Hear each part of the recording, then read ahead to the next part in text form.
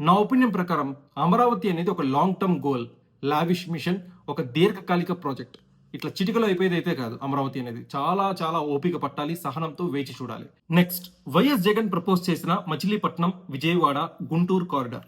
దీని గురించి అమరావతికి కష్టపడినట్టు కష్టపడక్కర్లేదు, అంతలాగా గ్రౌండ్ వర్క్ కూడా చేయాల్సిన అవసరం లేదు. ఉన్న వనరుల్ని సరిగ్గా వినియోగించుకుంటూ కొత్తవి ఎక్స్ప్లోర్ చేసుకుంటూ ఎంత మేరకు ల్యాండ్ పూలింగ్ అవసరమో అంత మేరకే చేసుకుని రెవెన్యూ జనరేట్ చేయడమే ఈ మావిగన్ యొక్క కాన్సెప్ట్. మీ అందరికీ ఇంకా బాగా సింపుల్ గా అర్థమయ్యేలా చెప్తాను. అమరావతి అనేది ఒక పాన్ వరల్డ్ భారీ బడ్జెట్ సినిమా, RRR, బాహుబలి లాగా. షూటింగ్ ఎక్కువ టైం పడుతుంది, ఎక్కువ డబ్బులు ఖర్చు పెట్టాల్సి వస్తుంది, మధ్యలో షూటింగ్ డిలేస్ ఉంటాయి, రీషూట్స్ ఉంటాయి.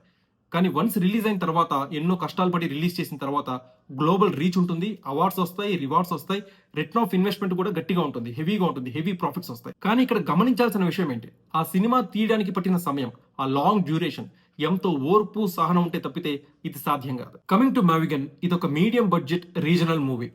ఇందాక అమరావతికి మనం బాహుబలి అనుకున్నాం కదా, మావిగన్ కి మనం ప్రభాస్ మిర్చి సినిమా ఎగ్జాంపుల్ గా తీసుకోవచ్చు.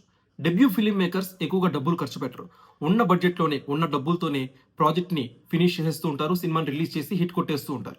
మావిగన్ కాన్సెప్ట్ కూడా అంతే, పకడ్బందీగా బడ్జెట్ ని ఖర్చు పెట్టి ప్రాజెక్ట్ ని ఫినిష్ చేసేయడం. సో ఇక్కడ నోటీస్ చేయాల్సిన విషయం ఏంటంటే, Mavigan is not a magnum opus. ఇది అందరూ గుర్తుపెట్టుకోవాలి.